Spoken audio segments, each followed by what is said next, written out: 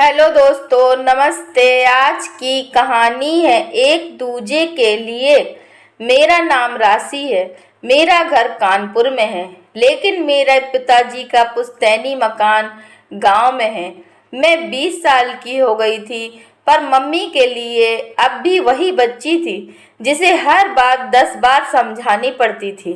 दादी के पास गई तो दादी जी ने मुस्कुरा कर कहा, आ गई मेरी लाडली। उनके चेहरे की झुर्रियाँ जैसे मेरे बचपन की कहानियों की किताब बन गई थी, जिसमें हर पन्ने पर एक नया किस्सा लिखा था। मेरा भाई पीयूष, जो मुझसे 3 साल छोटा था, अब कॉलेज में पढ़ता था। वह मुझसे हर छोटी से छोटी बात पर बहस करता था, पर जब मैं गुस्सा हो जाती तो आकर सबसे पहले वही मनाने भी लगता। वो अब भी हर सुबह मेरी प्लेट में सबसे पहले सैंडविच रख देते, जैसे मैं अब भी उनकी नन्ही सी गुड़िया हूँ। उस दिन घर में थोड़ा अलग सा माहौल था। चाचा जी का परिवार गांव से आ रहा था। चाची के 3 बच्चे थे, 2 बेटी और बड़ा बेटा अनुज, जो अब 23 साल का हो चुका था।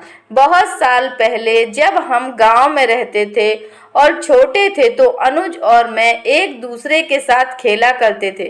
फिर वक्त ने फासले बढ़ा दिए, हम शहर आ गए और पढ़ाई व जिम्मेदारियां बढ़ गईं। लेकिन दिल के किसी कोने में अनुज की वह मुस्कान अब भी बची हुई थी, जो वह हर बार मुझे चिढ़ाने के बाद देता था। अब उनकी गाड़ी घर के सामने रुकी, सब दौड़कर मिलने गए। मैं थोड़ा संकोच में थी, पर जैसे ही अनुज ने मुझे देखा, हल्की सी मुस्कान के साथ बोला, पहचाना? मेरे होठों पर भी एक मुस्कान आ गई। मैंने कहा, अब भी उतना ही परेशान करते हो? तो वह जोर से हंस पड़ा। शाम की चाय पर सभी लोग साथ बैठे थे, हंसी मजाक चल रहा था। मैंने रसोई में जाकर चाय बनाई और जब ट्रे लेकर निकली तो अनुज चुपचाप देख रहा था। उसकी नजरें बिना कहे भी बहुत कुछ कह रही थीं। शाम बीत चुकी थी। शाम का खाना सबने एक साथ बैठकर खाया। खाने की मेज पर खूब बातें हुई। गांव के किस्से, शहर की भागदौड़, बच्चों की शरारतें और पापा के पुराने चुटकुले। चाची ने मुझे देखकर कहा, राशि तो अब बड़ी हो गई है और समझदार भी है। मैं मुस्कुरा दी, लेकिन अनुज की आंखें जैसे मुझे ही पढ़ रही थी, जैसे वह कुछ कहना चाहता हो पर शब्द नहीं मिल पा रहे हों। खाने के बाद सब गार्डन में चले गए थे। फरवरी का महीना था, ठंडी हवा चल रही थी। मैंने सबके लिए कॉफ़ी बनाई। जब मैं रसोई में कॉफ़ी के कप धो रही थी, तभी अनुज अंदर आया। वह चुपचाप बगल में खड़ा हो गया। कॉफ़ी बहुत अच्छी थी, उसने धीरे से कहा। मैंने सिर झुकाए हुए जवाब दिया, धन्यवाद। अब पहले जैसी कॉफ़ी नहीं बना सकती, लेकिन कोशिश करती हूँ। क्या मतलब? अनुज हैरानी से मुझे देखने लगा। याद है बचपन में मैं तुम्हारे लिए दूध में चॉकलेट पाउडर डालकर कॉफ़ी समझकर देती थी? मैं हंस पड़ी।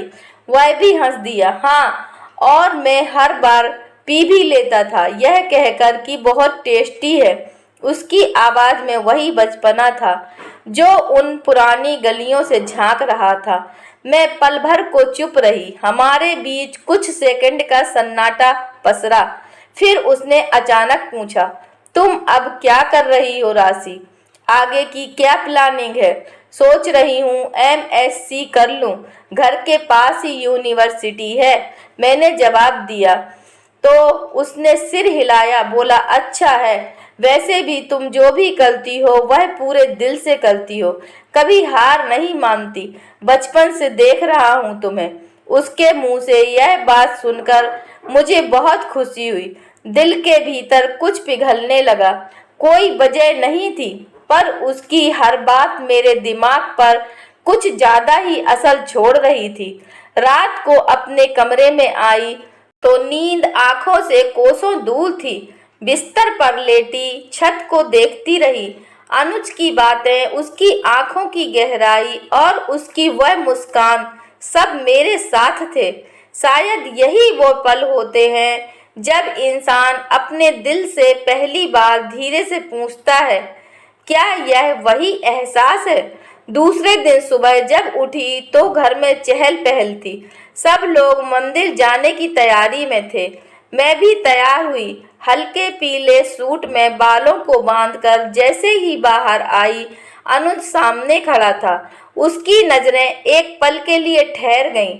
चलो नरासी, सब लोग नीचे इंतजार कर रहे हैं, उसने कहा।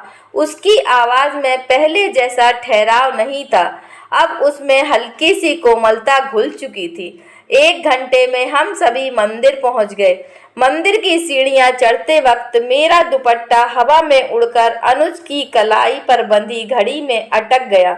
मैंने झट से मुड़ी तो हमारी आंखें टकरा गईं। उसने बिना कुछ कहे दुपट्टा संभालते हुए धीरे से कहा, इस हवा को कैसे पता चल जाता है कि कब किसके पास लाना है।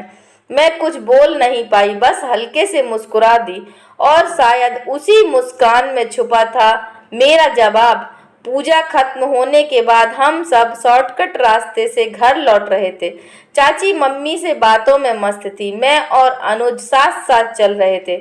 उसका साथ कुछ ऐसा था जैसे बरसों बाद फिर कोई अपना मिले तो दिल भर आए।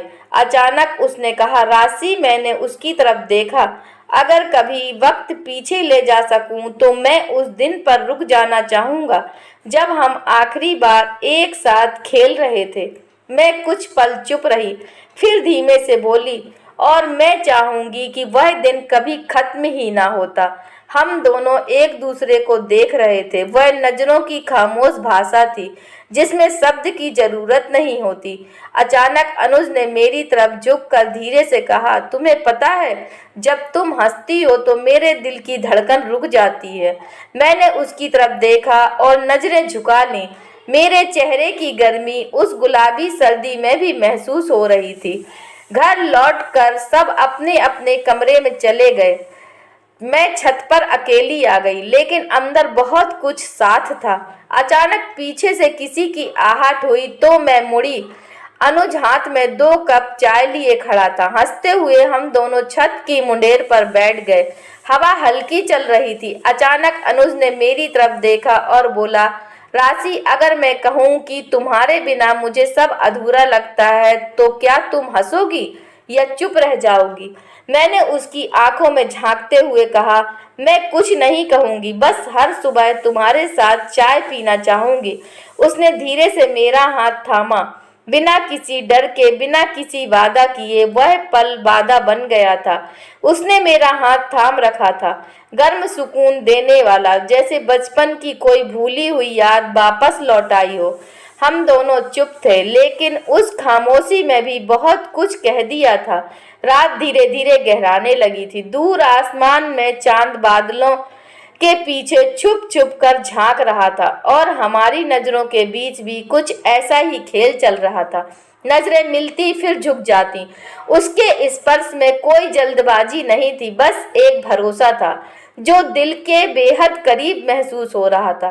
तुमने कभी किसी से प्यार किया है? मैंने धीरे से पूछा। अपनी उंगली उसके हाथ की पकड़ में ढीली करते हुए उसने मेरी तरफ देखा, जैसे यह सवाल वह बरसों से सुनना चाहता था। फिर हल्के से मुस्कुराया और कहा, हाँ किया है, बहुत गहराई से, लेकिन कभी कह नहीं पाया। क्यों? मेरा दिल धक से रह गया, क्योंकि वह लड़की कभी रुकी ही नहीं, हमेशा आगे बढ़ती रही और मैं बस उसे देखता रहा। मैंने उसकी बातों में खुद को ढूंढा और पाया अब मेरी बहुत आवाज़ हल्की थी, जैसे जवाब सुनने में डर लग रहा। उसने मेरी उंगलियां अपनी दोनों हथेलियों में भर लीं। अब वह लड़की यहीं बैठी है और मैं उसे खोना नहीं चाहता, किसी भी हाल में नहीं। उसकी तरफ देखा तो आंखों में झांका। कोई नाटक नहीं था, कोई छलावा नहीं, सिर्फ एक साफ साफ चाहत थी। मैंने धीमे से कहा, शायद उस लड़की ने कभी जाना ही नहीं कि वह भी सिर्फ तुम्हारे ही लिए रुकी थी। हम दोनों एक दूसरे के इतने पास थे जितना शब्दों में बयान नहीं किया जा सकता। कोई कहता कि यह प्यार है, कोई कहे कि यह पहली बार दिल खुला है, लेकिन मेरे लिए यह सिर्फ अनुज था और उसकी मौजूदगी। नीचे से चाची की आवाज़ आई, राशि बेटा, ठंड लग जाएगी, नीचे आ जाओ। मैंने उसका हाथ छोड़ते हुए धीमे से कहा, चलो। अब, वरना चाची को शक हो जाएगा कि छत पर चाय के साथ कुछ और भी पक रहा है। हम दोनों हंस दिए, लेकिन उसी हंसी में एक वादा था, फिर मिलने का, फिर दिल से बात करने का। मैं जब सीढ़ियाँ उतर रही थी, उसने पीछे से धीरे से कहा, कल शाम फिर यहीं। मैं बिना मुड़े ही मुस्कुरा दी और बस उसी मुस्कान में थी मेरी हाँ।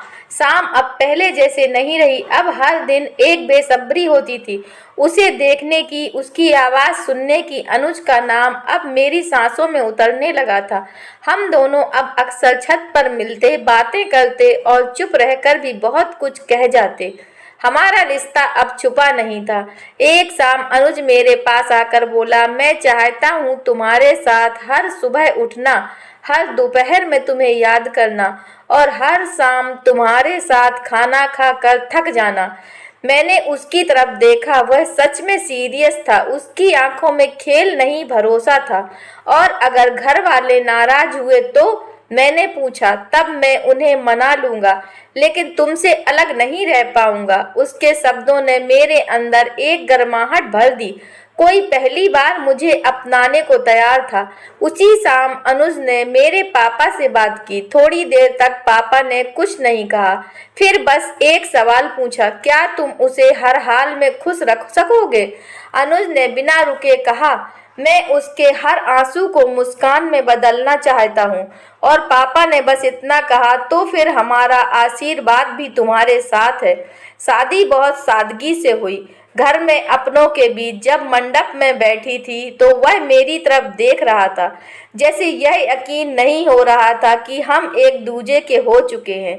अब मैं उसकी बीवी हूँ, लेकिन सबसे पहले उसकी राशि, वही लड़की जिसे वह बचपन से प्यार करता था। दोस्तों, अगर यह कहानी आपको पसंद आई है तो कृपया लाइक कीजिए, शेयर कीजिए और चैनल पर नए हैं तो कृपया चैनल को सब्सक्राइब कीजिए। धन्यवाद।